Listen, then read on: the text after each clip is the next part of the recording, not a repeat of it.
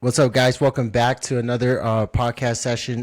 Today, man, is going to be very, very heavy, man, because I haven't seen my buddy here in a long time. And he reached out to me a couple of days ago, and, he wants to tell a story, and I commend him for that. But, Par, welcome. Thank What's you. good? Thank What's you for good? coming on the show. Yeah, thank you for having me. Yeah, so Par, Yeah, tell them who you are, man. Tell them who you are. yeah. Well, as everybody knows, I'm Ordonio. Boy from the central of Guam, tattoo artist. Always around and everything. Now I'm just, just doing my thing out here in the States. You know what I mean? Yeah, yeah, That's good, Part, man. Like I said, Part, we talked, and I was like, the last time I saw you, man, was in Guam, and I didn't even know you left, dude. Like I really yeah, didn't even know you left, and yeah, the time I saw you, you didn't look like you were in a good place. We're gonna get to that too, but for people who don't know, man, this guy, we went to high school together, same village, hung out. You know what I mean? It's like lived down the yeah, street from each other and stuff like that. So it's pretty cool, to see you where you're at now. You're really good. And you're like you're thriving right now. yeah. But Par, let's start from the beginning, Par. Let's start back at home. I want to start back at home. Okay, let's see. I mean, it just kind of varies on that question. You know what I mean? High school. High school, man. You know, obviously we all know I was just not really the best kid, you know what I'm saying? Always into get some type of trouble, but I ended up leaning towards tattooing, never paying attention in class actually. Let me step back real quick. Never really paying attention in class, always drawing, whatever. I end up tattooing, you know what I'm saying? And I figured out, hey, that's the way I can make money at such a young age. So tattooing, a little bit out of high school, I work at Liquid Sin, okay? And that's where everything kind of started, I got a little bit more known for my work and everything, and being on the island, and as everybody knows, whoever's out there, they know the drug pandemic with keki or with meth and all that stuff. You know what I'm Yeah. saying? So being a tattoo artist and having so many clients that want tattoos, a lot of them somehow offered. You know what I mean? They offered the drug. So yeah, of course, I was interested in it. I got hooked on it, dude. And little did I know at that time I wasn't really paying attention to what it was doing to me and what it Yeah. was damaging. You know what I'm saying? I was already struggling during that time. My dad was already getting sick. I was living in a bad place. The drug was taking over me, and it was crazy because I used to tell people, "Don't let the drug do you." You know what I mean? Yeah. And there I was letting it do me. So I ended up meeting my kids' mom around the same time, and we were together for about like a year or two.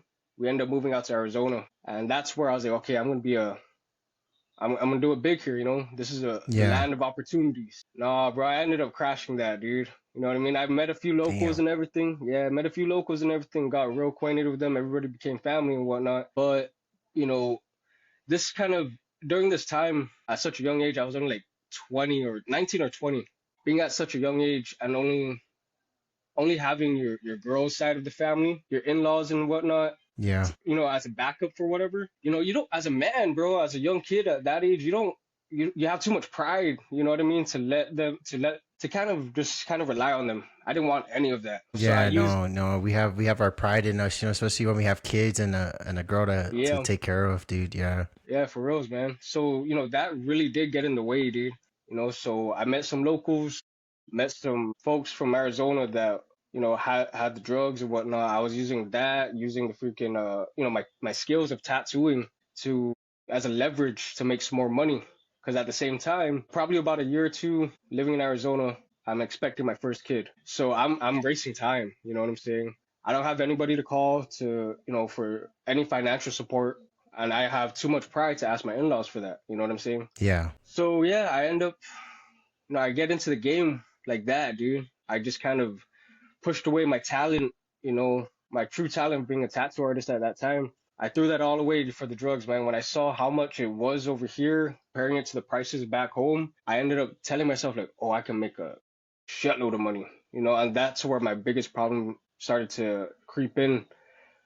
I whoever knows me knows that what I was doing, okay?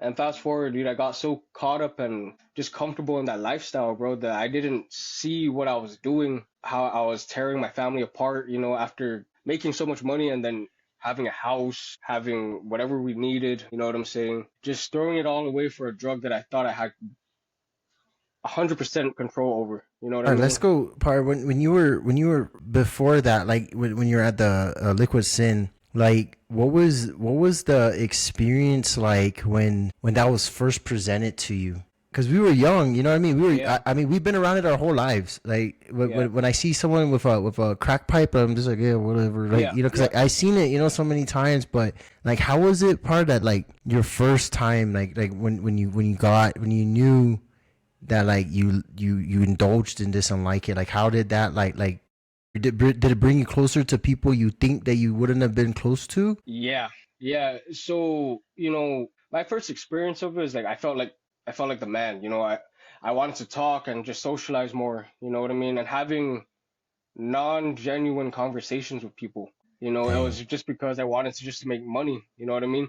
Because having being a tattoo artist at that age, and being getting hooked on the drug, there's just so many things that freaking come into your head, dude. You know what I'm saying? Like, oh, and I remember telling myself that I wasn't going to.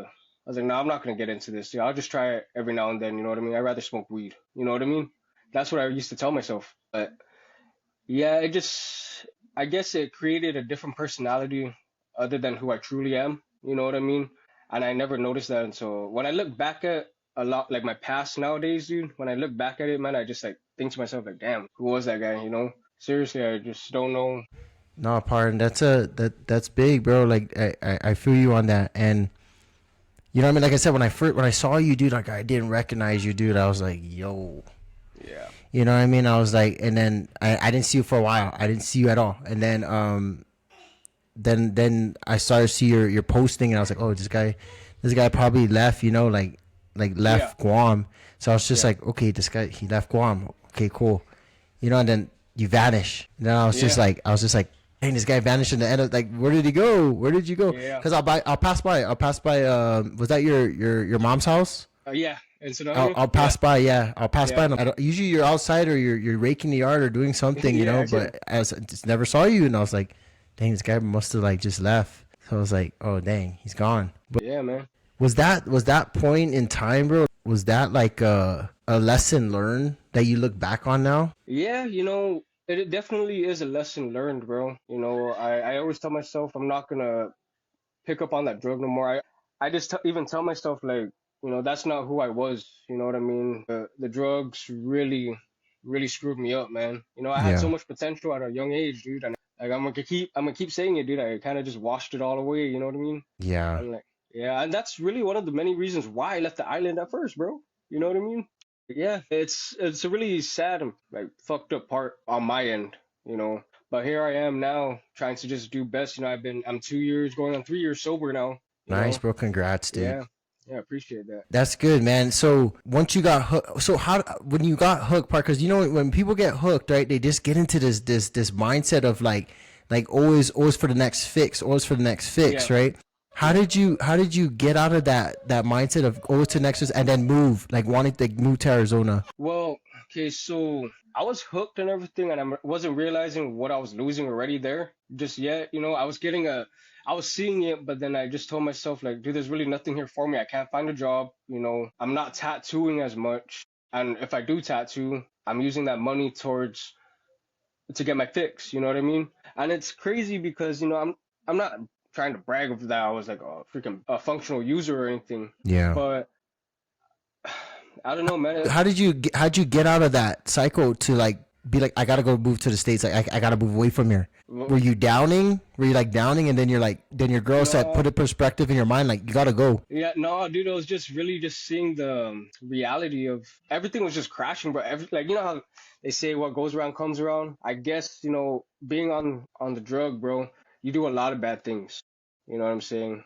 You make a lot of bad decisions and bad choices. And whatever it was, I was thinking that it was karma that was catching up to me because nothing was going right for me. I had to move in with my girl. And when I did move in, I Yeah. couldn't hold up on my part for rent or power. You know what I'm saying? And like that's when, my mother-in-law at the time was like, "Hey, why don't you guys come move out here?" And I was sketchy about it because my dad at the time was already sick. You know what I'm Yeah. saying? But my dad told me, he's like, "Man, you need to drop your nuts and just man up and go out there. I'll be good." You know what I mean? Yeah. So I did. And yeah, it took a lot of I had to put my pride to the side, bro, like for reals, you That's know. dude. That's real, dude. Bro, Yeah, yeah, putting that's what. as a man, bro. Like I said, as a man, Yeah, I got into I got into a couple of those moments, bro, where even with my wife now, like I'm very prideful, and when you have to put that pride down, bro, it hurts, dude. It hurts, yeah, but it's for the yeah, betterment of your family, especially if you're with someone that's gonna like be with you for the rest of your yeah, life, or yeah, and is rooting for you to do better. yeah, yeah, But for sure. no, I understand, part like that. Yeah, That's huge. it is, man. It It's is, dude. huge. Like when I don't know, when I saw that you were doing your own thing with this podcast, man, I'm like, yo, I gotta hit this guy up. He's doing really good, dude. I'm all about, supporting all the homies from back home or anybody that's just trying to do better and just send out a message. I You know what have I'm to, dude. saying? Like I said, that Yeah, the drug pandemic's super hard, man, and it is, it's one of man. those things. I lost a lot of my friends, bro. Lost a lot of my Yeah. friends through it. Yeah, it's crazy how you say that because I can say the same thing too, man. I lost a lot of friends and some of them ain't even dead. You know what I mean? Yeah, That's like the truth about it, dude. And that's one of the reasons why, I need to get sober too, man. I thought I had a good friend who was solid, can just keep it going with me. Long story short, man, doing it with him for a good minute, he snitched me out. You know what I'm saying? What we yeah, were doing. yeah, Like, I'm not gonna say no names and shit, but that's just it, like it. I don't know. My message or what I want to say to people is just, the drugs can keep pulling you down no matter what, and at the end of the day, yeah. we all make our choices and our own decisions. So it's up to you how you want to move about it. There's always that light at the Yeah, end of the part. That's tunnel. why. Part. That's why I reach out to a lot of the local companies in Guam to try to help me. And I don't want Yeah, any money from this. I'm gonna take yeah, all the money and pump it back into to the island. And eventually, what I want to do is I really want to start a rehab center over there. An actual local rehab center that can help people get back on their feet and get their families back together. Like I said, that thing is like we're losing as much as we're losing people through drugs. We're losing our community to better our community. Like we're not really doing much, starting anything to help anyone out. Like, okay, I'm gonna help you out. Like, what? Take you to the hospital, take you to behavioral health where they're yeah, overbooked and Gov Guam can't really handle yeah, the pandemic over there. You know what I mean? Like it's yeah, just it's a lot part. And you know what I mean? Like I said, you're a testament of like finding your own way and hitting rock yeah, bottom but coming back up. yeah, yeah, So after that, you moved to Arizona. You were still figuring it out, still dabbling in drugs and stuff. yeah. How did you move to from Arizona to Texas? Like, or why did you move from Arizona to Texas? Okay, so that's where like the new chapter towards my sobriety took place. Okay, summer of 20 23 or 22, May 20, yeah, summer of 22, sometime in May. That's when I got into that big trouble. Okay, and I got everything stripped from me, bro. I mean, my cars, I was in a bind, dude, where I couldn't pay my rent, dude, and I couldn't get a job for some odd reason. My kids' mom was the one that was working, and I got two little ones that I'm at home with. You know what I mean? And my pride was kind of fucking me up at the time. But anyways, yeah, during that time, I get into that trouble. Everything stripped away from me. Can't afford to even live there no more. So what ends up happening is me and my kids' mom, we had a really heart-to-heart, genuine conversation about what's best for our kids, okay? Keep in mind, our oldest child is autistic. So that being said, we made the decision that, us being together there is not healthy for our kids. They weren't even in school just yet, bro. My daughter was about to Damn. start school, but bro, I was walking my daughter to school, dude. It was just like a mile or two down the street, but I had to walk her to school. So this is another situation where I had to put my pride to the side and not be selfish and think about my kids. Their mom and dad talked about it, and we're like, hey, why don't you guys just move to Texas with your mom where you guys are safe, and let me just do whatever I got to do over here, because it's no good for us. Okay, so they leave the following year, right? And bro, I was losing my shit, dude. I was like damn near homeless at this point, okay? And I was in a house that I watched my kids grow up in, and the next day I wake up and it's just an empty house, okay? Empty Dang. house, dude. And my deal with my landlord at the time was pretty crazy because he told me I needed to move out, but just renovate it and I can stay there for a little bit, for Yeah. probably a month or two. So that was the deal. Anyways, while I'm doing that, I get caught up again with some folks over there.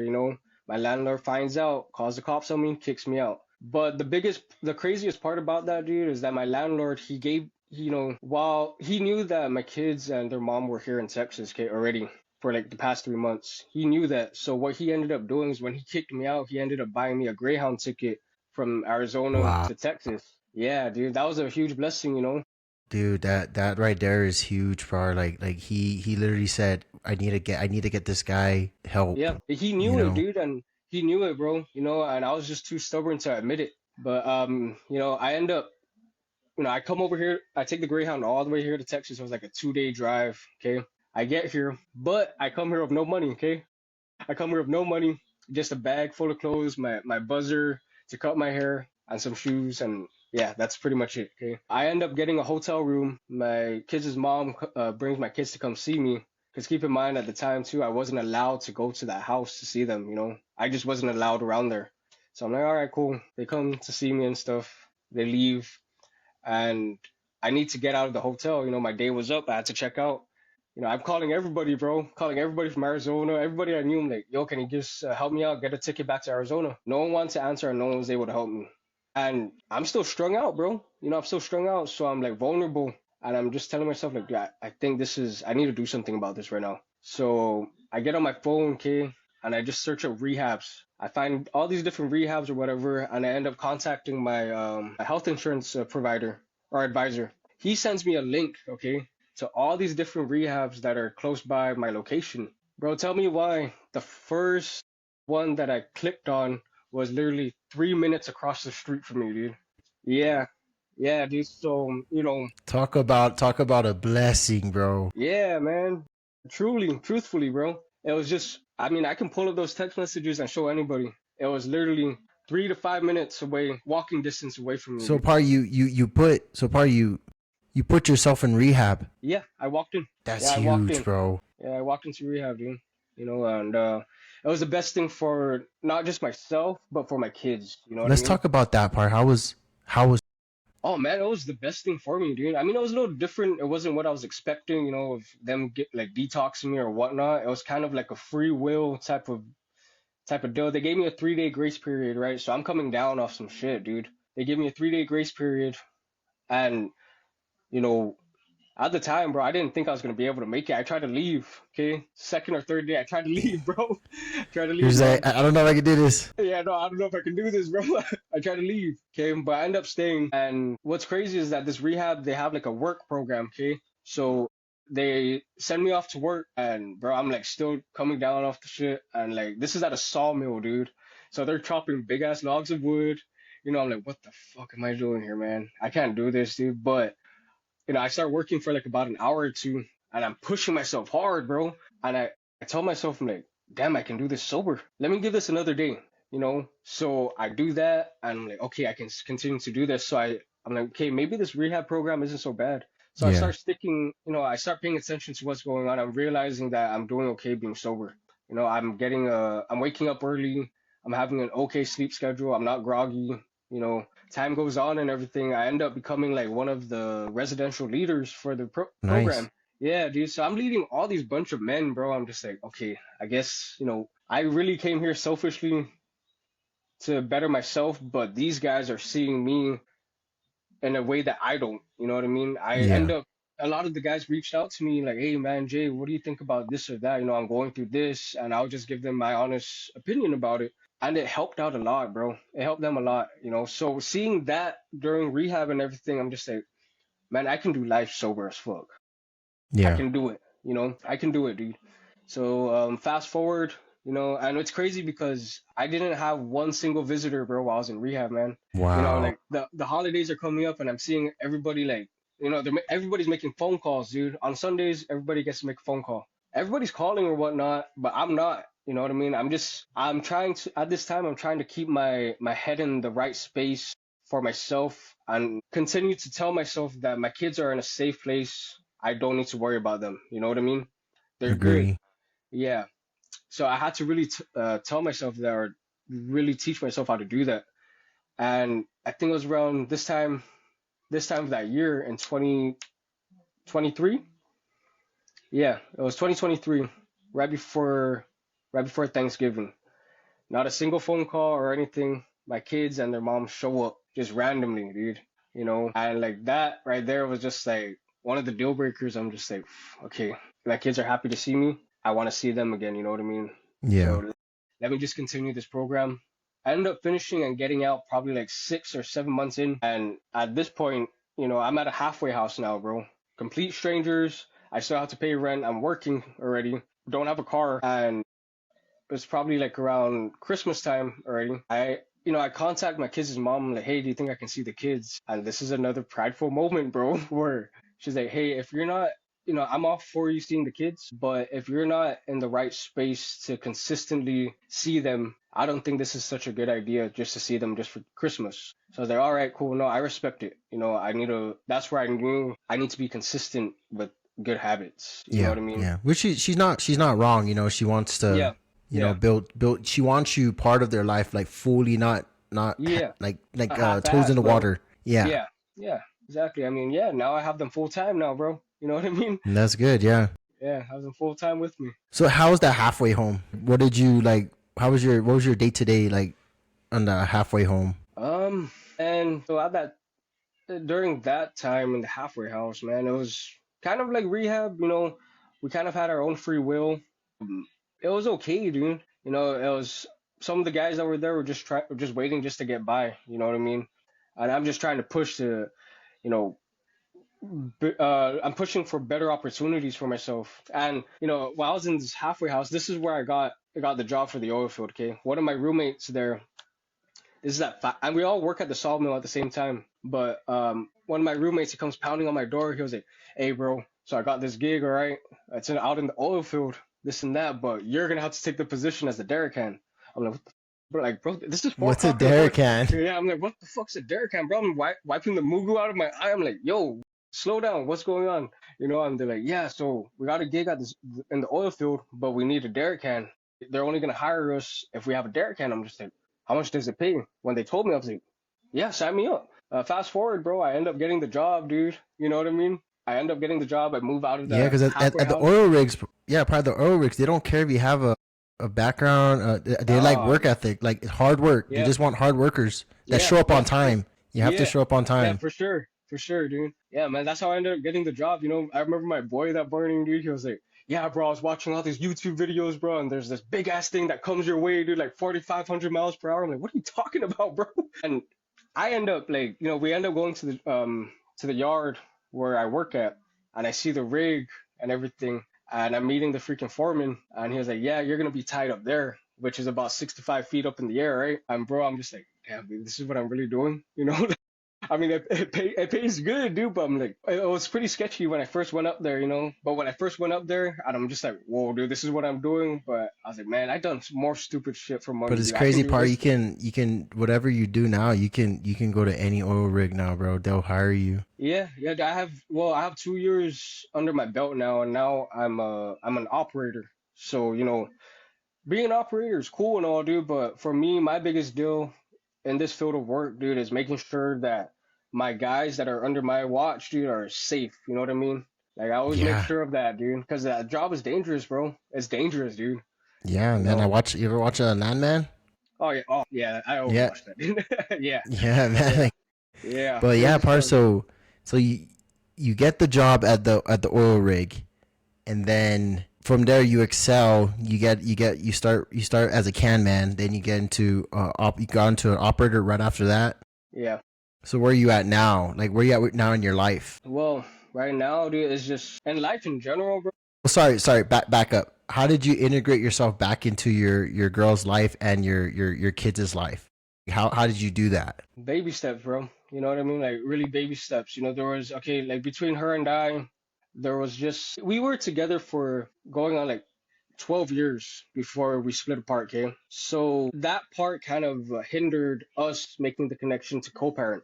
You know what I mean? And I just respected her wishes whenever I had the kids under my watch. And the only thing I asked was just let's communicate for whatever we can do to better for them. You know what I mean? Like especially for our daughter, dude. She's a high functioning autistic little girl, dude. But she's awesome, bro. She's very artistic as well, dude. She can sing this and that. So So she that got was, everything that you can do, oh yeah, and her basically. mom, yeah, Because I pretty know you much, like dude. drawing. You like drawing Yeah, and stuff. yeah, man. Anyways, it was just communication, dude, just to for the kids. You know what I mean? I'm like, because what we've always agreed on, bro, is like no matter what, even after we're not together, or if we're not together, we still got to show these kids that we're a family. Because Yeah. we both come from backgrounds from dysfunctional families, kind of. You know what I mean? Like we don't want our kids to feel or have like separate homes. You know what I'm saying? We don't Yeah. want them to feel this type of love from dad's side or this type of love from mom's side. We wanted them to experience it equally. You know what I mean? Hmm. That was one of our key goals, dude. And like, it's working. You know what I That's mean? good, bro. Yeah, it's working. That's really Yeah, good, man. dude. I'm happy. I'm happy that you guys were mature enough to do that because bro, there's some girls out there that would just be Yeah. like, nah, I'm good, I mean, but and then probably put you on child support. yeah, if you don't part like, hey, we're from Guam, dude. If anything, I could have been real egu about the whole situation. You know what I mean? Like, cause she was probably she was seeing other guys or whatever. I wasn't.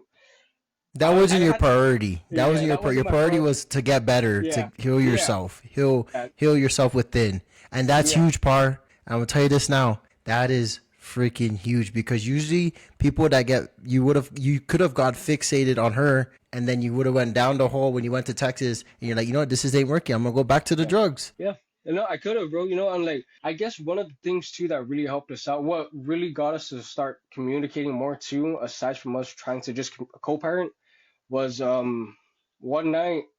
I was coming home from work. It was late as fuck too, bro. But I didn't have her new number saved on my phone, dude. And I'm driving, and she calls me, dude. I'm like, yo, who's this? And she tells me like, hey, I hate to be the one to tell you this, but your dad passed away. I'm just like, whoa, what do you mean? And she's like, yeah, I just heard from your sister, this and that. And like during this time, bro, I was still fresh out of rehab, still trying to really focus on myself. And I was like, what I told you before is like, I was really isolated. You know what I mean? Yeah, So when I heard that news, bro, it kind of like really put me in this mindset of like, okay, this is the reality of what's going on in life right now. You're getting your shit together. Don't let this distract you. Don't crash out because you're feeling emotional. I had to tell that to myself, you know what I mean? And that's what also pushed me to be a better father, you know?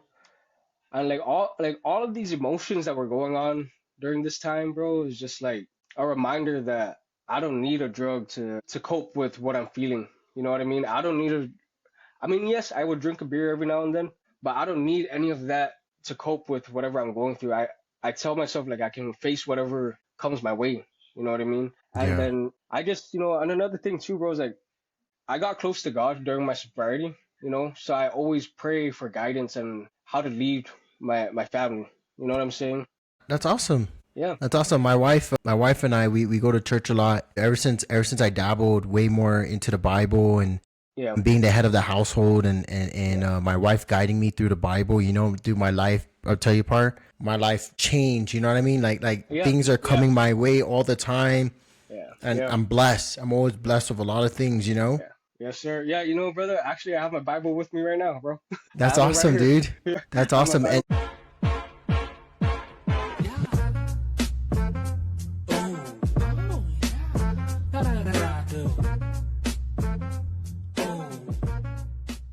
all right, guys, welcome back to part 2 of Legacy Y with now part. Tell us like when you're coming to Christ, like when you're finding the Bible. Yes, so, when I was coming to Christ, man, I found him like growing up from Guam, we grew up Catholic. We always go to church Sundays and everything, you know what I mean?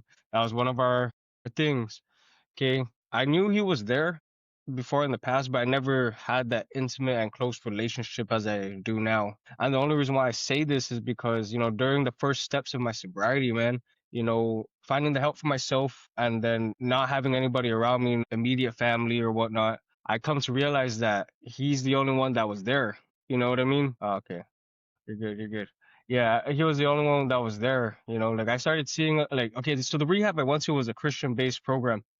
Okay, I've stepped in and just thinking that it's just for sobriety to get off of drugs or whatever. Okay, but no, we had these devotions every morning before we started our days and everything. And I remember telling myself like, okay, this is kind of weird. But I ended up like just trying it out one morning. I decided to pray. I prayed for guidance and strength to get through the day, dude. And I realized later on that day that I felt like the man, I was doing so much better. My day was going so good every time I prayed. So fast forward, I started realizing, that he's been guiding me in the right direction. I'm like, you know what? I think this is where I need to be. First off, finding rehab. Wow, I didn't know that was a prayer, or maybe it was someone's prayer for me in the past, but finding a rehab literally 3, 5 minutes away from where I was stranded, that should have been a sign, you know what I mean? And yeah, man, later on, just as my days go by in rehab and being in the halfway house, getting ready to set myself in the free world, continuing to ask for strength and guidance and many blessings that to possibly come my way. I just kept praying to God, and without him, my life wouldn't be where it is right now. You know what I'm saying? I'm gonna even up to this day, every morning before as I'm having my cup of coffee, I have my daily word or my devotion before I get my day started. No, part totally agree with that, man. And it's crazy how you find serenity in the chaos. You know what I mean? You found something that would keep you peace. And I just want to ask, like, what are how do you preach it now? Like how do you since you're trying to live it, right? You're trying to live by the Bible. Like how is it that, like, going through drug addiction and then now finding God? How you trying to integrate God in your life or the Bible in your life to walk with Him? Okay, so for me, I can't quote unquote scriptures, but I have read the word, you know what I mean? So the way I put myself, like the way I implement myself on daily living, okay, yeah, I have my devotions and whatnot. I the typical sayings like what would Jesus do? Yeah, that kind of comes into play, but then at the same time, I remember reading in the First Testament, dude, or the Old Testament, sorry, the Old Testament, dude. Jesus was a savage, bro. So whenever somebody approaches me kind of sideways or whatever, I do my best to be as pretty much blunt and like in the most loving way when a situation comes to me like kind of sideways, you know what I mean? But aside from that, though, man, it's just spreading love, dude.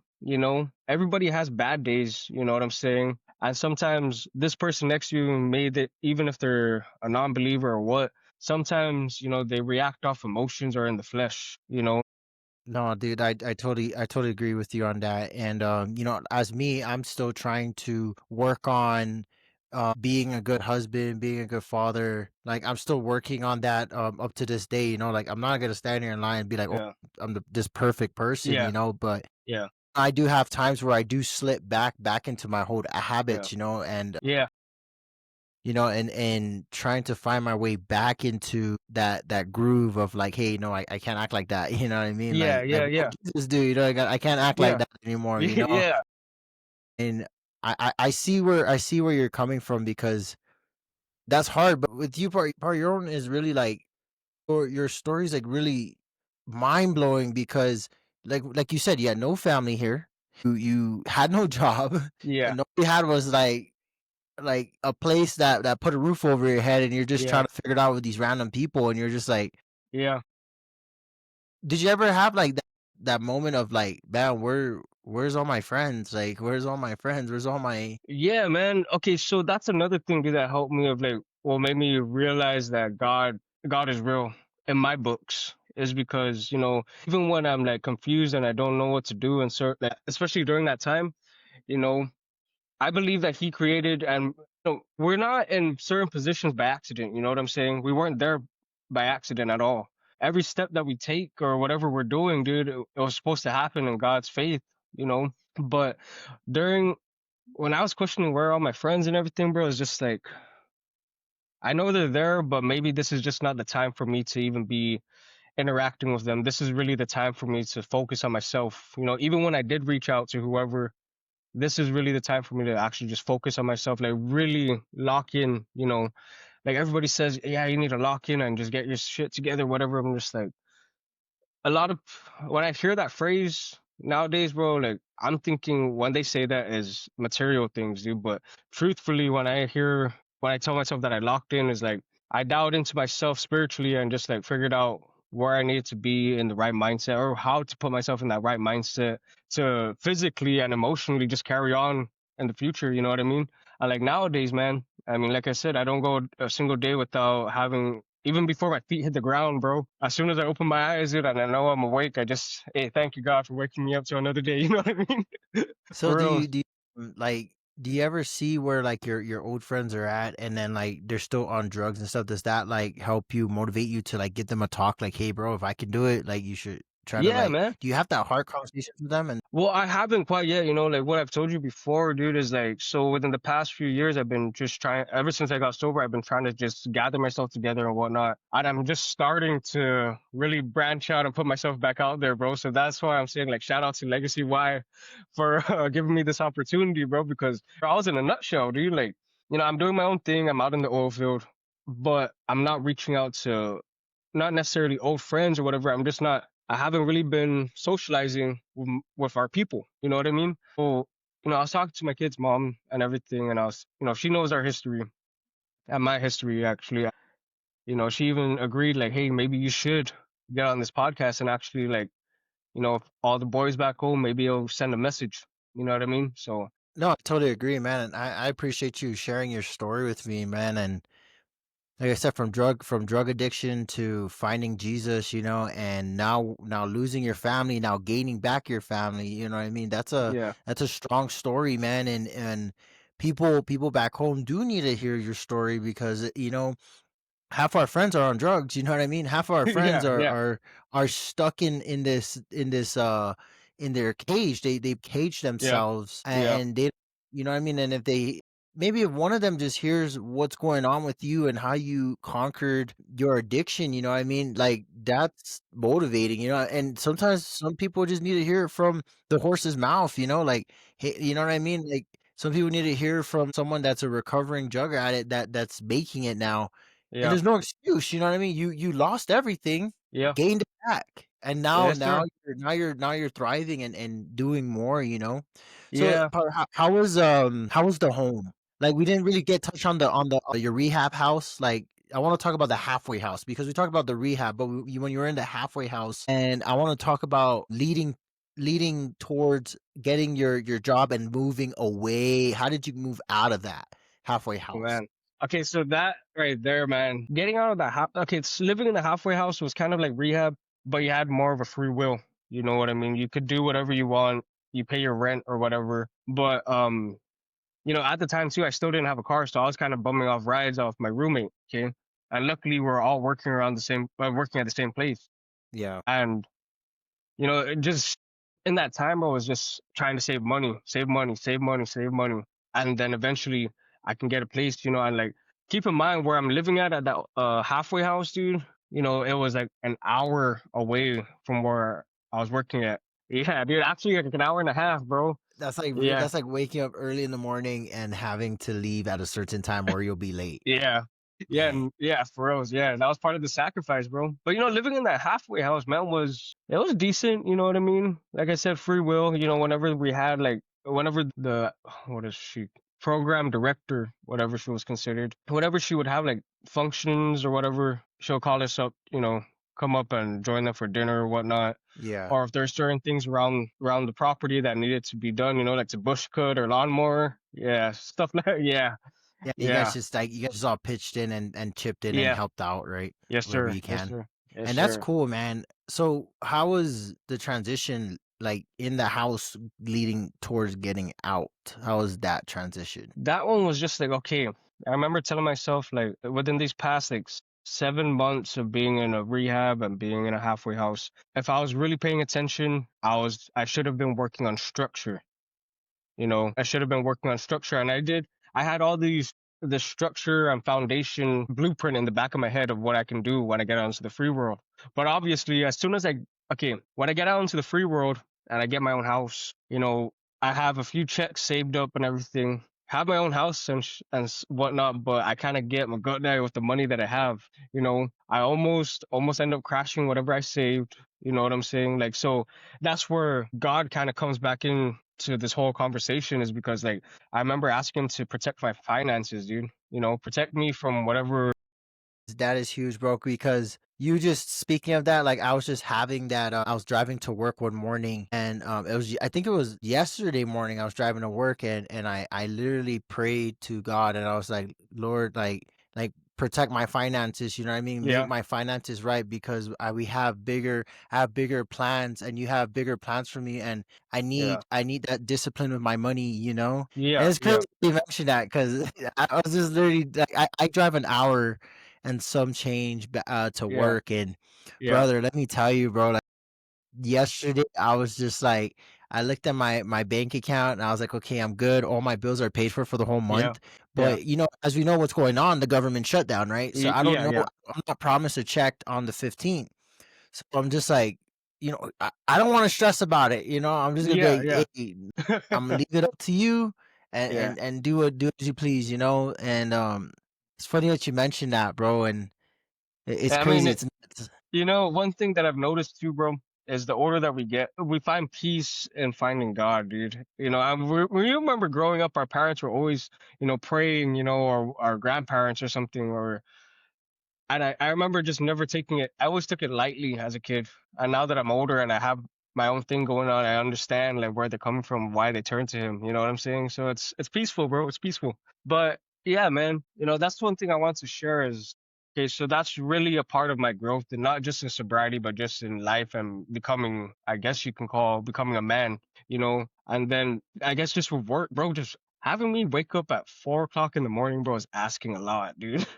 That's asking a lot, Trust bro. me, I understand, dude, because I wake up at 4 o'clock every morning, dude. Whether I want to wake up or I don't want to wake up, Yeah, you know what I mean? Like I'm called. Like my wife always just teaches me. She's always teaches me that I'm called to provide. And I don't take that lightly. You know what I mean? I yeah, take that yeah, very heavy. Like I have to yeah, figure it out. Like yeah, there's a lot of men out here that I've watched that they're making their woman figure their life out, and it's kind of like you know what I mean? Like that's not me, but that's not how we were raised too as well. yeah, We yeah, we're raised to handle business. You know what I mean? yeah, yeah. No, for And real. one thing with us is our money. You know what I mean? Like our money is more like okay, can we who how can we help? You know what I mean? Yeah, But the young kid in us, sometimes yeah, wants to just go like, I'm just gonna go buy this thing and I'll pay it yeah, later. yeah, But it can't be like that no more. You know what I mean? You have bigger goals, I have bigger goals. And our goals, it benefits our family, and then by the end of the day, our finances, whether we make a lot of money or little money, whatever money, it yeah, benefits our family in every yeah, way possible.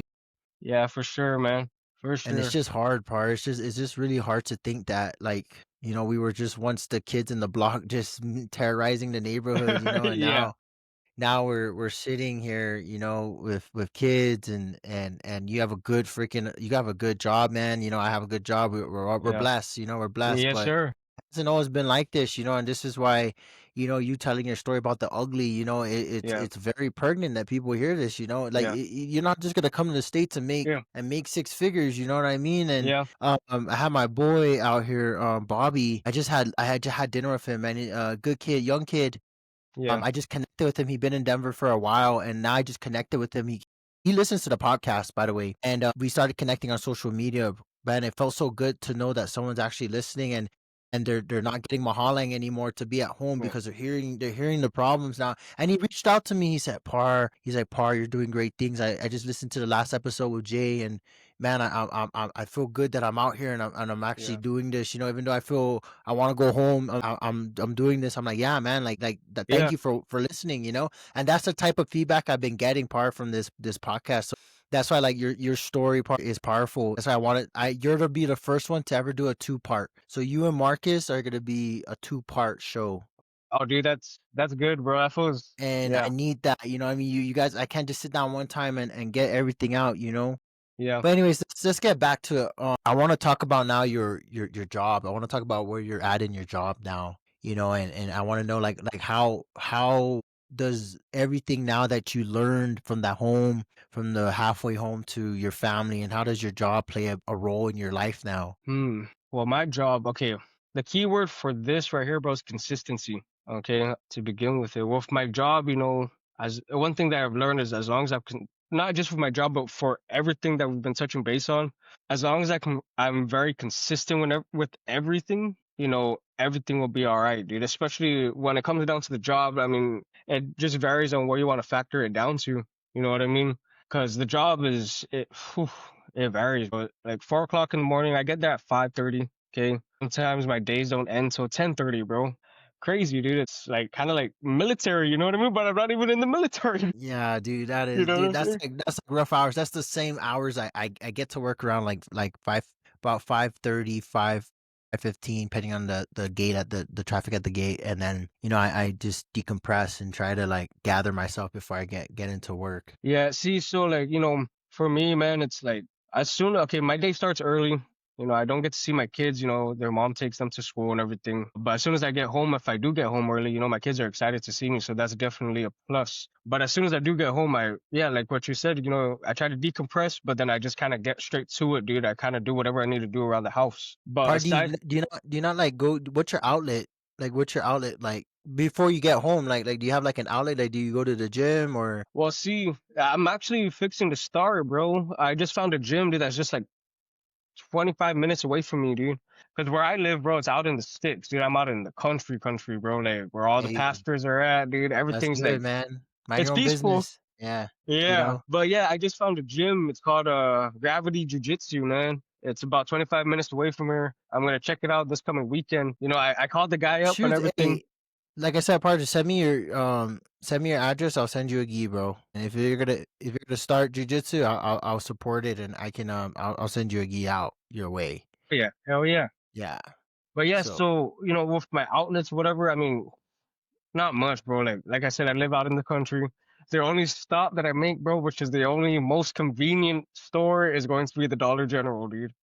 dang, Yeah, dude. Everything like Dallas is about like an hour and a half away from me. The closest Walmart from me is like about 40 minutes. dang, Parker. So is the oil rigs like out there? Well, okay, so the company I work for, we own our own wells and everything. Like I Okay. do a little bit of drilling, but most of the time I just do workovers. So if there's a hole in the pipe, I go in there, I grab it, fix it, and I go on to the next. You know what I mean? But So yeah, is there a way? Are you planning?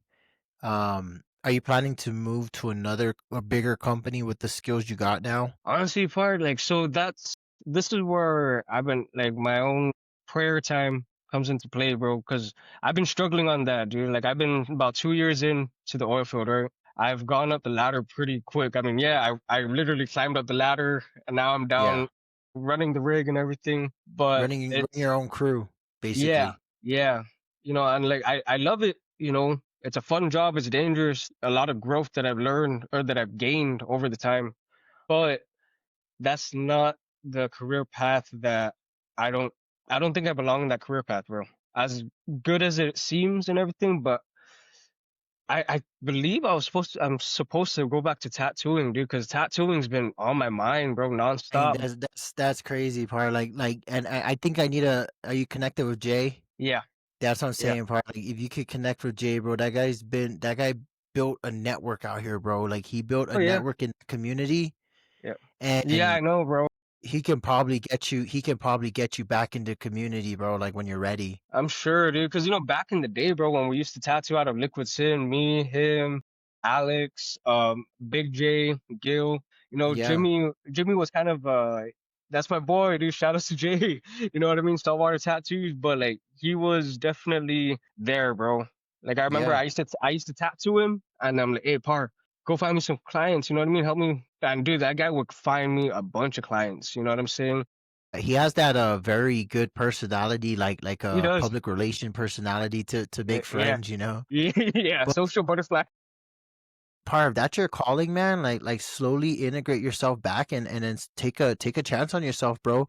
And I highly recommend that maybe your family, you guys move to Dallas or move Yeah, to, for but sure, man.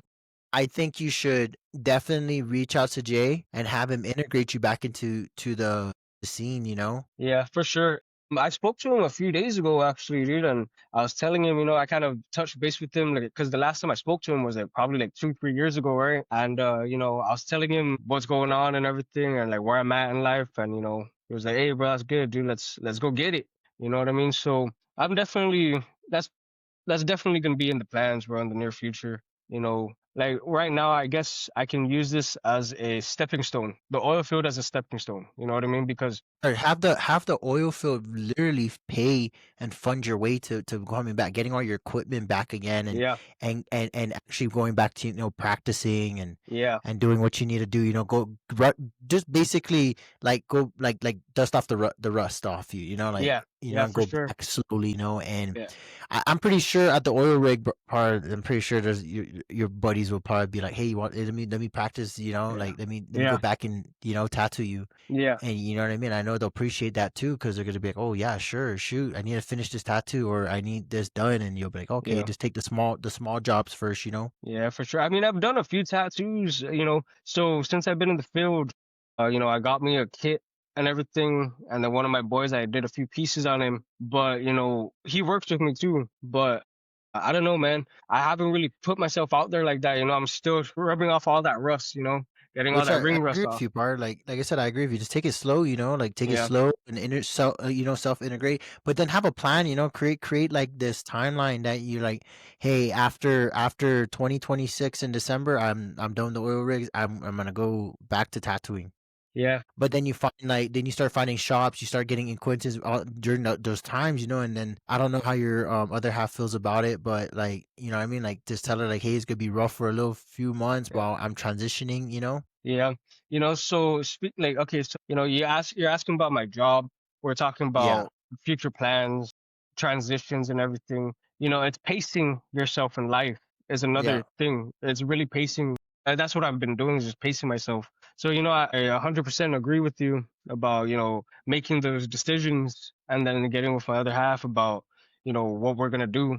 Part of that sacrifice, dude, because some of those yeah. sacrifices, dude, it sucks, dude. It takes a wear, you know? And like I think that would be better than me taking the sacrifice of wearing my body out in the oil field, bro, because I bro, know for sure that's not dude, what you want to do for the no, longevity. yeah, no, see, bro, because like, 2 years in, bro, I shouldn't be having freaking my body shouldn't be hurting the way it does, you know what I'm saying? Yeah, Like I climb a ladder, I do my stretches and all that stuff, and then like here I am thinking of, okay, if I'm doing this and then I start jujitsu, bro, that's not gonna be good for me at all. You know what I'm saying? That's not gonna be dude, good, you're dude. gonna have like you're gonna be like, I need like 3 days recovery. Yeah, I don't need none of that, bro. So, like with the job itself, man, the way I pushed myself, freaking, I be latching pipes, moving heavy equipment, like, oh my God, dude, like I say like 10 hours out of the day, you know what I mean? Like kind of nonstop, bro. And it's brutal, dude. But Dang, the I fact, can only imagine because like I said, I watch a couple of my buddies' videos that do run rigs. yeah. And dude, that job's hard, man, and dangerous, very dangerous. It is, dude. It is far, but like that's where I had to tell myself, what is that? What is that one saying from what is it, Malcolm Manabusen? How does it go again? Mind over matter kind of deal? Mind over matter, yeah. Yeah, dude. So like the job is crazy and everything, dude, but it is what you make it. You know what I'm saying? Yeah. Like so I've been working the derricks, bro, for as long as I've been in the field. And I've gone through so many other guys that come up and try to do it. And I've never had no training. Nobody went up there with me to Yeah. teach me how to do it. You know what I mean? And like all these other guys, they're like, "Oh, bro, I did carports, or I've been up, high heights and everything." But when they get up there, Yeah. it's totally different, dude. Totally different, bro. You know I what I bet, mean? dude. Yeah. Yeah. So So so so you're just waiting out your time basically at the oil yeah, rigs, and pretty then much. after you wait out your time at the oil rigs, you're gonna integrate yourself back into tattooing. Yeah, and more. If God gives me that opportunity to be able to give back to the community, not just ours, but even the ones out here that need it, you know what I mean? Yeah, yeah, Then yeah, something like that, you know what I mean? Because like I'm planning on trying to probably open up a little vending machine kind of deal, yeah. maybe some kind of side thing. But All right, I yeah, think if you open up a convenience store, I think everyone will come buy it from you because they're too far from Walmart. yeah, dude. You know what I mean? Just you open up a convenience store for at your house, like, you know what I mean? Like, I think you're gonna I think you're gonna do so well. You're gonna do well, get some chamorro cookies and get some dry mango, you know what I mean? Hey, Everyone's gonna come. Everyone's gonna yeah, come. yeah, for sure, man. Yeah, I mean, uh, I guess in other words, dude, on this whole subject is just pacing myself and setting myself back to kind of old traditions, you know what I mean, or old getting back into my skills, you know what I'm saying? Because I mean, bro, I know back in the day, dude, I was a decent tattoo artist at that time. You know what I'm saying? I was decent, and I believe No, that's dude, where I like should part be. like I seen some of your portfolio artwork that you've done, and I can tell you this now, like if you hadn't stopped, you probably would have your own shop in Guam. Yeah, see, If you haven't dabbled with anything, like all the tattoo culture, yeah, I think you probably would have moved and then do what Jay was doing, like be yeah, work at a shop out of a chair, and then you probably would have just kept traveling, do conventions, and I think you would yeah. have, like even Austin too, like he has talent too, bro. Oh yeah, he Like does, Austin dude. has talent, bro, and like I seen it since high school. You guys used to draw in your art book, your Yeah, book, yeah, and then you guys are like, dude, mine's better than yours. You guys used to compete in that, and then you guys started to get into tattoo because Gil kind of took a chance on you guys. yeah, for sure, man, for sure. I mean, within time, we'll see. You know what the nearest future has for us. You know, but yeah, far. I don't know. It's just been a crazy road. You know what I mean? But it is what you make it at the end of the day. You know, whatever comes your way, it's really how you handle it. You know, it's your reaction to whatever it may be. You know, So whether what is your what is you and your wife's plan, like, like to strengthen you guys' relationship when you get back into the house? Like, do you guys have like a plan to integrate yourself back into your kids' life and your marriage? so. Okay, let's see. That's a very interesting thing right there, bro. Because Because it only takes one time for you to convert back and then she's gone. yeah, That's why I no, asked, you know what I mean? Like that yeah. you're walking on a thin line, you know what I mean? That Bro, can get cut and I have been, bro. But like I said, I'm just trying to be patient, dude. Like, sometimes when we have certain or like disagreements or whatever, sometimes, bro, I just like have this part of me, bro, where my old ways just wants to snap. You know what I mean? But then I just take a deep breath and just say, no, this is not, and I'm not gonna react like that. We don't even. There's no problem. We're fighting ourselves and not the problem. You know what I mean? So, in other words, I mean, we're in a good space right now. I think our deal right now is how we're so focused on the kids is better and well-being. It's strengthening us as parents, and I believe that with us strengthening as parents, we're going to be more than just companions. You know what I mean? And then eventually we'll get married again, or we'll get married. Sorry, we'll get back together again because we were never married. But because I fucked that up, bro. Honestly, I fucked that up. yeah. You know what I mean? The drugs and everything. Yeah, You guys like are you guys are you putting your relationship now centered in God and then trying to take the Bible and you guys integrate it into your marriage? Because I can tell you this now, part of my marriage, like man, like before I met my wife, I was just a rowdy, yeah, like I didn't know how to talk to her, you know what I mean? It's more yeah, like when I am upset, it's just like the horns come out and I just see yeah, red and I just don't want to care about yeah, nothing or anyone's yeah, feelings. But my wife just brought out like a soft side in me that's like, man, I can't talk to her like that. You know what I mean? yeah, She's yeah, my equal. She's my equal. And my wife teaches me that, like Christ, is taking care of the church, but I'm the head of the household here yeah, on earth, and yeah, leading kids, leading my wife, yeah, and yeah. I mean, I got to So center my life around like being a good father and a good husband, like, and the Bible is integrated in that. yes, sir, 100%. So like, I really admire that, dude, that you have that going on. You know what I mean? For me, Twisted part. Don't get it twisted, dude. It took a long time for me. It took a long time for me to get where I'm at right now. Like when I say a long time, like it took like maybe almost 3 years to get where really, I'm at right now. You know what I that's mean? good. That's growth, bro. You know, it- That's growth it's right like there, bro. but it's every day. It's every day I'm working on it. Like how I talk. How I Yeah, come into the house when I'm like frustrated from work. You know what I mean?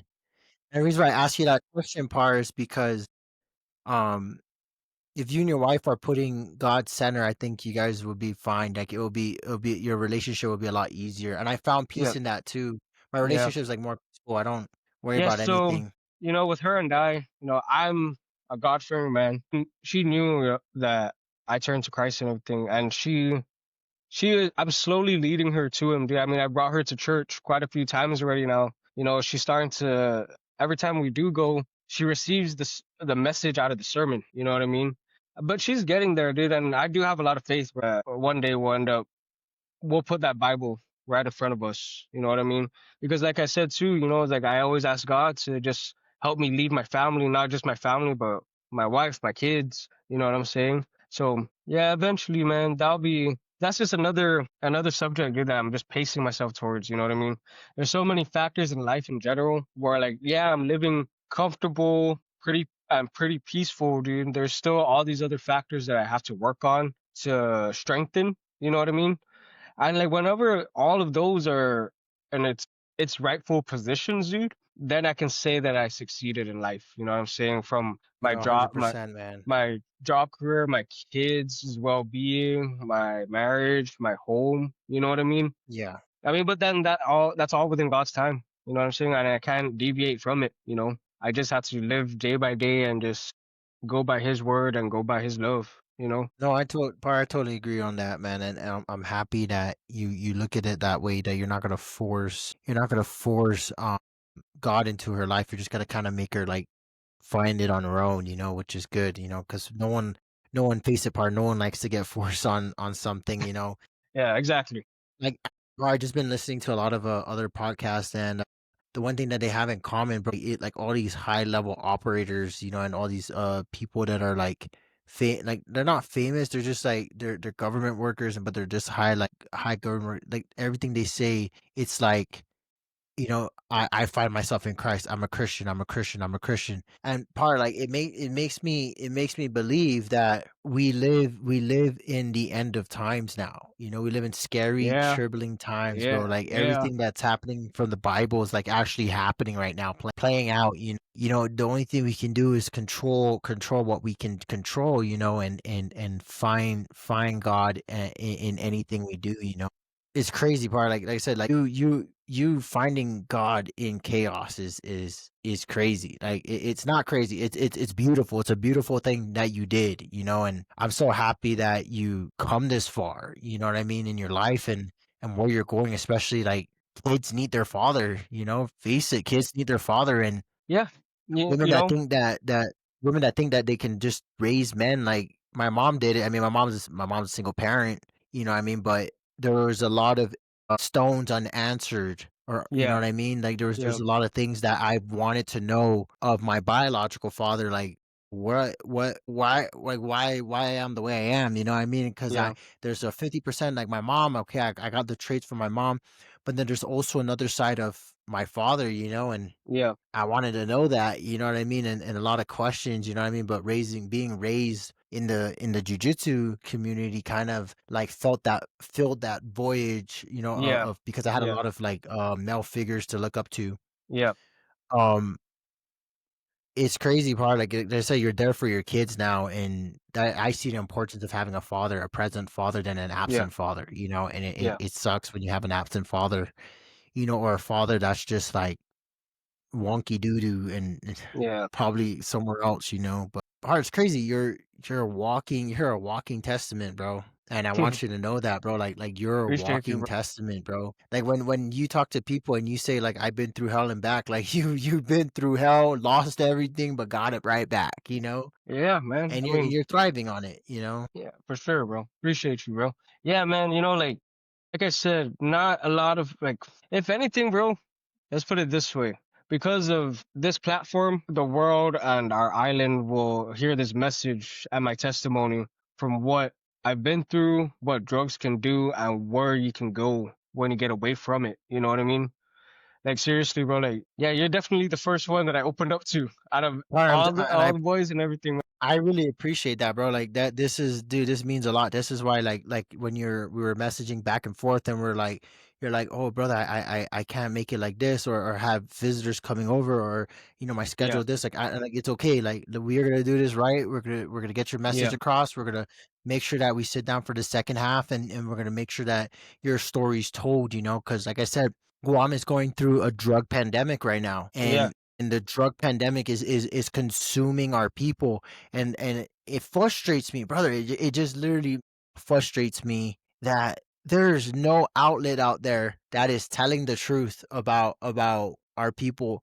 There's a lot of other Instagram platforms and a lot of Instagram accounts that are literally just bashing on our people, making us look Yeah. stupid. But what's Yeah. the honest truth? The honest truth, Guam is beautiful. Yeah. Guam is very beautiful. Yeah. We have beautiful beaches. We have awesome food. We have the nicest people. Also too, we have a lot of freaking drugs and violence right now. Yeah. Because of Yeah. the drugs, there's a lot of crime, there's a lot of theft, there's a lot of killing, there's a lot of, you know what I mean? Like since we were little kids, when we were little kids, we barely even heard about murders. Yeah. No Like shit, we always dude. thought that was like, we're like, oh, that's a mainland thing. Like what the hell? That guy Yeah. murdered? We don't even hear Yeah. that.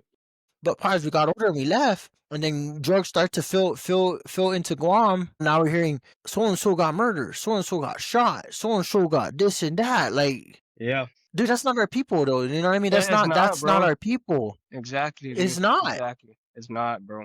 And And, that's and when people say, oh, I don't want to move to the States because of, and this is what sorry, Paul, I'm just getting a little bit frustrated no. Go ahead. because Go ahead. Go ahead. a lot of people when they say, oh, I don't want to move to the States because there's so much crime over there, bro. I'm a lot safer over here than over there. Yeah. Yeah. For sure. You know what I mean? Like Yeah. oh, there's too much crime over there, dude. There's so much drugs over there. Yeah. There's too much drugs. There's not enough support systems over there. Yeah. If you get to a support system, the support system that like behavioral health and every other organization they're tapped out because they're overwhelmed. They're Yeah. overwhelmed. They're underfunded. Yeah. That part. Name me a drug rehab facility in Guam. Name me one. There's not a single one, bro. That's the crazy thing, dude. You know, you really legit pinpointed the pros and cons of the island, dude. You know what I mean? And Yeah. the reality of what's going on over there right now, man. And it's sad, dude. You know what I mean? And like, you know, what's crazy is that I think about maybe I would give it like 60% of the locals that come out here, they try to run away from it, dude. You know, I'm one of them. Okay, they try to run. And you did the right thing. Yeah, but some of them, you know, they do, and then when they come out here, you know, they immediately want to go back. You know what I mean? Some of them aren't. They don't want to take that chance of having an honest living. You know, Dude, and like that's my little brother has been itchy, bro. My little brother's been getting itchy, and every time he talks to me, he's like, "Brother, I wanna come move out here." I'm like, "Brother, come move out here, bro. Buy a one-way ticket." But he's like, "No, my other half doesn't want to move yet," which I totally understand. I said, you guys need to come up with a plan, and you guys need to move out here together. You know what I mean? And I even told him, I said, "Bro, my doors are open here. You can just come here. You don't even have to pay rent. Just go find a job, hang out, build your cash, do whatever you gotta do." You know what I mean? Like, but my brother sees it, bro. My brother, my little brother, Davion, like he wants to come out here, bro, because he's working. He has a good job with Hawaiian Rock, but he told me how much he was making, and I was just like, bro, that you would have doubled that out here like in no time. You know what I mean? Like $17 an hour is $1 out here, bro. People no here are shit. making like 25, 31, Yeah. $35 an hour. You know what I mean? It's where you can breathe, you know what I mean? And Exactly. he understands that, you know, he definitely understands that. And I'm praying that God guides his mind, you know, that his family can see the benefits that they can reap while they come out here, you know. And he was asking me one day, I think he was asking me one day, he was like, "Bro, hey, how much is this truck? I see it, it's near your house." I said, "Hold on, let me check." Bro, imagine this is a 1993 freaking Tacoma truck. Dude, it was only 3,500 standard. Yeah, that's Bro. stupid cheap, bro. And you know how much they'll get? I was like, "Dad, you know, you get this right now, you sell it back to Guam, it's like 20 grand." Yeah, it is, dude. That's crazy. You know what I mean? And part like I literally like he's literally itching to come out here because he sees what's going on in Guam, bro. Yeah. He sees what's going on in Guam. He sees the hardship that people are facing, you know, and I told him, I was like, "Brother, I don't want you to fall victim to losing your job and having hardship, you know?" Yeah. You know, It's Par, nuts, honestly, bro. that's one of the okay. I don't think anybody really realizes that that's one of the gateways of why some people turn to the drugs, dude. You know, hardships over there. You know, when they come across a hardship over there, it's legit hard to get back up. So, you know, they want to if you can kind of like wash away their misery, and they turn to either a 12 pack of Budweiser or 50 plate of keki. You know what I'm saying? And like and then that's where they get stuck in there, dude. You know what I mean? I've seen it happen so many times, dude, with countless people. And that's why, like, I just hope that whenever somebody does ever even have the thought of relocating out here for the better for themselves and their family, 100%, dude. And like, and for me, I don't have anybody that would come out here to come to live out here with me. But yeah, if I had that opportunity to help somebody, yeah, dude, my door's open because I know what it's like to freaking want to get out of the island, get out of all of that. You know what I mean? And yeah, man, hopefully in the future, we can probably start something for back there, dude. And And I don't know. that is my plan, Pars, is to empower our people, but also to like make sure that like I'm giving back to our community at home, and Yeah, one thing I want to do, and this is why I kept reaching out to sponsors, man, is that if I can get sponsors back at home, all the money and proceeds is gonna be a bigger opportunity for just you, me, and everybody else that needs help for something. You know what I mean? yeah. No, I hear you, bro. Yeah, it's just crazy, dude. Crazy stuff, man. But some of us, like you and I, we're really a prime example of like the success rate. I've had my downfalls. Your story is totally different from mine, but these are the success rates of what you can do when you come out here. You know what I'm saying? Like for real, like man. But I didn't think I was gonna be all the way. I was planning on staying in Arizona for a good minute, part. Like for us, I loved Arizona, dude. I liked it over there. Maybe you make that your goal to actually go back to Arizona, but then Yeah, plan it out. You know what I mean? And yeah, but like I said, part just it goes back to Guam, dude. Like there's just some accounts that are just like you make. Why are you playing? Like we get it. You're trying to be funny. You're trying to say like leche pour this and that. But like, bro, you're making our people look stupid. no, I know exactly what you're You're talking about. The making ones our that, people look stupid, bro. Like, stop yeah, making our people look stupid because we have pride in how we carry ourselves. You know what I mean? We're hard yeah, workers. We're hard workers. We take care of our family. We show the holiday spirit wherever we go. And I said that's so frustrating for me when I watch these videos and I'm just like people are like I see the comments, they're like laughing at it, and they're you know what I mean. And I'm over here trying to start something to help out people, and yeah. I swear on my mom, dude, like I reached out to a lot of people, and the only ones that respond, like a lot of like big companies, like Docomo, Yeah. ITNE, Ambrose. I reached out to them. No one responded back. The only one that responded back to me that is giving me a shot that wants to broadcast this my podcast and share is Star 101. Oh, really? Oh, yeah. Well, it's a start though. It's a start part, and Yes. within time, that light will shine. You know what I mean? Oh yeah, dude, 100%, It's always gonna be like that, dude. 100% It's par. always gonna be like that, bro. I promise you. Like, cause if I can reference like my upcoming when I was tattooing, I remember when I first started, everybody just kind of like shrugged me off, But once I got into Liquid Sin, all of a Right. sudden everybody wanted to be a part of whatever I had going on, you know. Yeah, part, and that's the dude. That's what's frustrating me. Part is like and I told my wife is like I'm just gonna be patient. Like You this have to thing's be this part. thing this thing's gonna get where it needs to be. Yeah, exactly.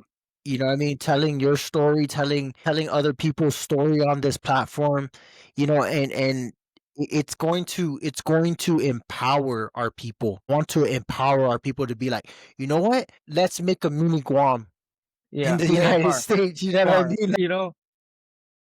Let's all connect. Let's all connect. You know what I mean? There shouldn't be no hard times. You're getting Mamala. You're getting Mahalang to go home. It's okay. Go to so and so's house, and they're gonna Yeah. make the red rice and the hangout, the finadeni, and you're gonna get a little taste of home, and then you're gonna be like, you know what? I'm okay. I'm okay.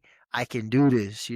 Far. Hey, don't worry, dude. I know for sure, dude. Like with this movement, this platform is gonna, what it's gonna do. Far, it's gonna put the whole island in a tomorrow headlock, bro. And they can't tap out. You know what I That's what I'm mean? saying. I appreciate that.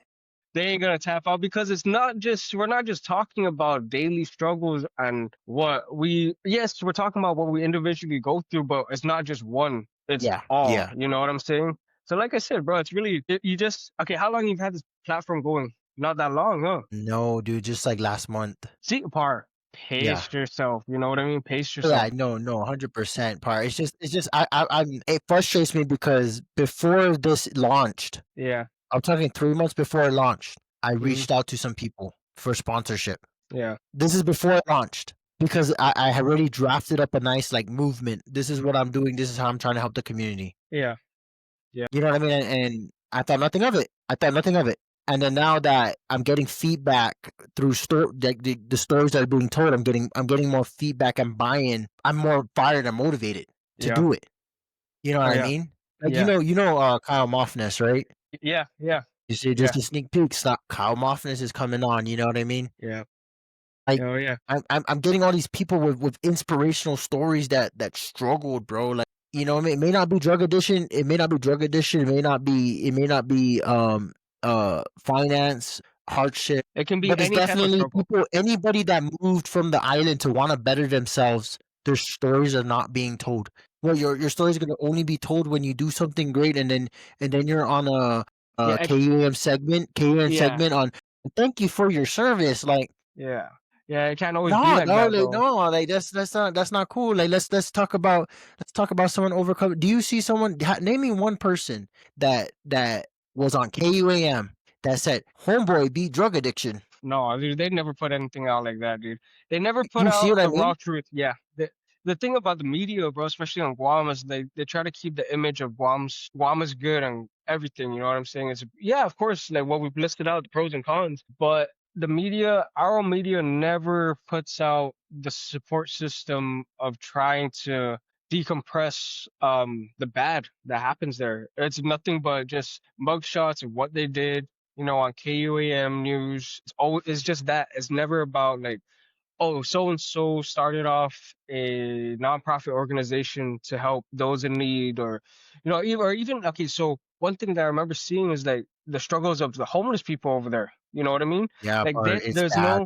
there's no support system for that. You know what I'm saying? Like it's just I get Guam is basically independent, yeah, it's U.S. territory and all that, but with island full of love and hospitality, you know what I mean?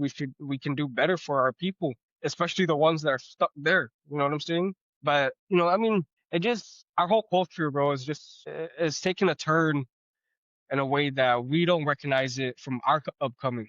You know what I'm saying? No, I think, part, and I totally agree, part, and like I said, like this is why I get frustrated. Part just like when some guys from home talk to me about home, I get a little bit upset. You know what I mean? Like I mean, I want the ugly truth to be known so that we can fix it. And it starts with me, it starts with you, it starts with everybody that comes on this podcast. You know what I mean? To yeah, to empower our people. yeah. And I'm planning part empowering um movement. And I don't know how I'm gonna do it. I don't know how I'm gonna pull it off, but I think God just called me to help our people at home, dude, with this drug pandemic. Like I said, a lot of the things that happen in our life don't happen by accident. This podcast wasn't created by accident. You were meant to do this. You know what I mean? There was a reason behind it. We may not know exactly, you know what I'm saying? But you and I know, or just as I do, as long as we just stay focused and stay faithful to it, damn well it's gonna shine. You know what I'm saying? So like, I mean, yeah, it is crazy, dude. How like I remember, okay, I think just started following you on IG, right? And then I was like, okay, Isaac Balahadra, and then I see Go Chasers. I'm like, okay, what is this? This is the same guy, different accounts. And then I see the Legacy Y podcast. I'm like, oh, so this is what we're doing now. You know what I mean? So when I first saw that, I'm like, okay, this he's cooking something right now, dude. He's up to something right now. So when I first saw your broadcast right before you launched it or whatever, I believe I messaged you. I was like, hey, bro, I love what you're doing. Maybe one day I can get on with you or get on the show with you, get on the podcast. And here we are today. You know what I mean? And little did I know that it was going to make a possible impact like the way it is right now. Like just the subjects that we've been touching base on. I mean, man, it is going to be, like I said, it's going to put everybody in a tomorrow headlock and they're not going to be able to get out of it, dude. For real. It's No, something part. great, I bro. appreciate that. But anyways, guys, you guys heard it first, man. You first-hand experience, on life. You heard about the drugs, the pandemic. This is nothing fake. This is nothing that I'm trying to script or anything. Like, this is real events and life that people put their lives in. And if this message is holding on to you, or someone needs to hear this, man, just share, like, subscribe, hit me up on Instagram, and I'll hit you back. I'm not gonna be one of those people that just leave you on red. So if you need guidance, help with anything, man, like, we're, Legacy Y is here. We want to hear your story. We want to hear your struggles, and you heard it first already, man. And brother, thank you for sharing. And I really, like I said, I really appreciate that you were wanting to come on this and share your, Yes, your story. sir. I know it's been hard, man, and you had to drop your pride and share this, and I Yes, sir. appreciate that, man. I appreciate your time, bro. Hey, shout out to you, my boy. Thank you for having me. This platform is Thanks, gonna be brother. moving. It is. Guys, It take it easy. is. Yes, sir. Big things to come. Yes, sir.